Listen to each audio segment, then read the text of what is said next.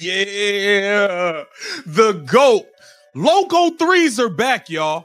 Logo threes are back like they never left. Caitlin Clark doing it to him. What's now emerging about what truly happened behind closed doors at USA basketball training camp is far more revealing than the carefully crafted official statement suggested.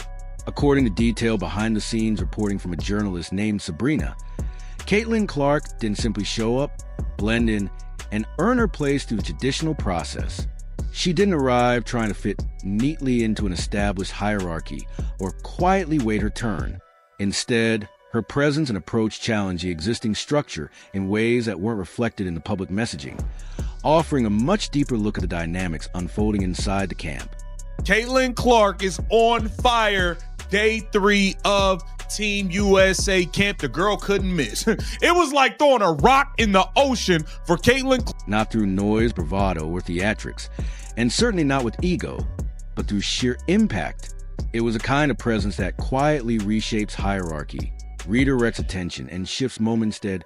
She stepped into the gym and almost immediately changed the entire environment, without ever needing to announce itself.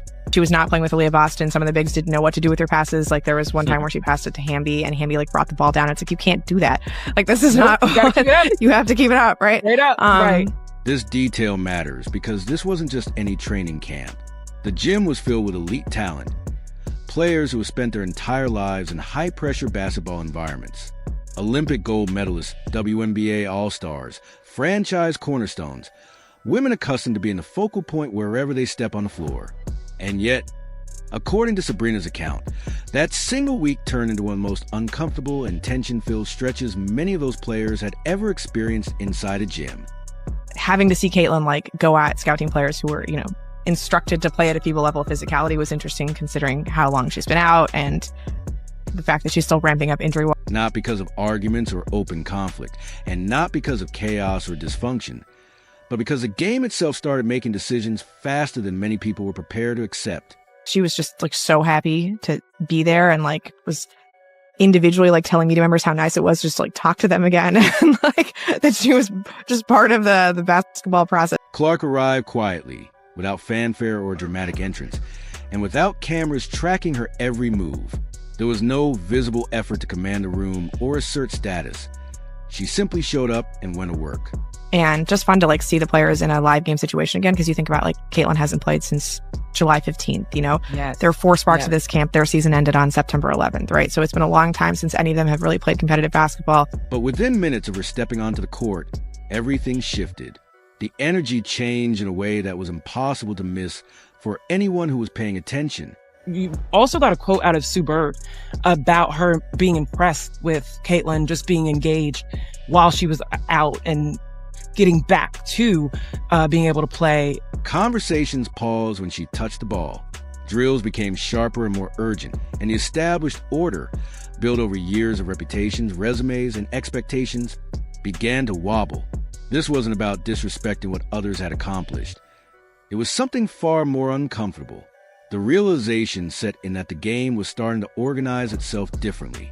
Possessions flowed more cleanly through her reads. Spacing improved when she ran the offense, and the tempo lifted when she dictated it. By the final day of camp, one player reportedly walked out early, not because of injury, a roster cut, or dramatic confrontation, but because it had become clear where the game was heading, and it wasn't going through them. That's the detail now drawing real attention. This wasn't politics, favoritism, marketing pressure, or media hype. It was basketball choosing its center of gravity in real time, the kind of shift that can't be negotiated or managed away once it begins. A little bit about what Caitlin looked like on the court, how much fun she was having, how important it was. And then someone else, Angel Reese on the other side, talking about Chicago. That was the article I was not expecting. And that reframes the entire conversation.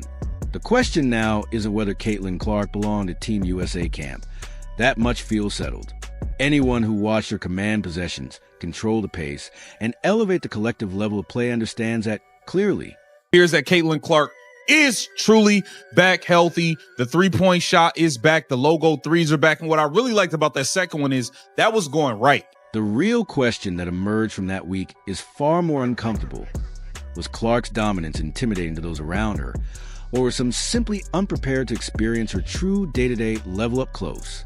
There's a vast difference between knowing a player's reputation and feeling their presence on every possession, between respecting highlights and having to defend reads that come a half-second faster than expected, between watching film and realizing how little margin for error exists when someone processes the game at that speed. For some players, that realization is energizing. For others, it's destabilizing. That's what made this moment so revealing. When the game itself begins choosing who it wants to flow through, there's nothing personal about it. But there's also nowhere to hide. Team USA camps are typically controlled, professional, and predictable, with an unspoken rhythm and hierarchy that even elite talent understands.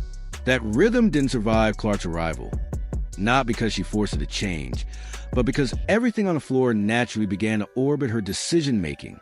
Drills felt heavier, possessions sharper, conversations stopped instinctively when she touched the ball, and coaches leaned in without realizing it. This wasn't media hype or politics. It was gravitational pull. Possession after possession, the game functioned better through her. Pace elevated, spacing tightened, and the ball moved cleaner and faster. Paige Bueckers recognized it immediately, adapted, and elevated alongside it, the way elite basketball minds do. Angel Reese experienced the shift differently. The game no longer centered itself around her strengths. The offense didn't slow to accommodate individual moments, and over time her influence faded. Not through punishment, but through consequence. The tension that followed wasn't loud or dramatic, but quietly uncomfortable, the kind truth creates when hierarchies change in real time. By the final close scrimmage, the reality was undeniable. Clark ran the offense with precision, demanded readiness without saying a word, absorbed fiber-level physicality without flinching, and controlled the gym like a seasoned floor general. When the final whistle blew, no announcement was needed. Everyone understood what had happened. This wasn't ego or personal drama. It was basketball revealing its truth. At that level, the game decides what works and who it should flow through, and no reputation can override that. Clark didn't demand the spotlight. She earned it by making the right reads on time every session. When faced with that reality, there are only two choices: adapt to the system the game establishes, or decide the environment isn't for you. Angel chose to walk away.